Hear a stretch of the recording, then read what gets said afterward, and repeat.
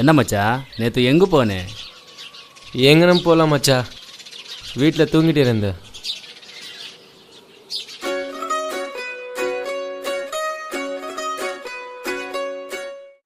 டேய் மச்சா, யாரா இந்த பொண்ணு?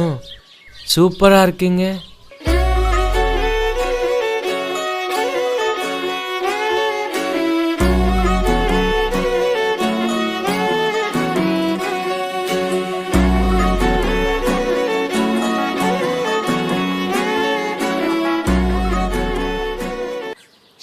டே ఇందు யாరు தெரியுமா?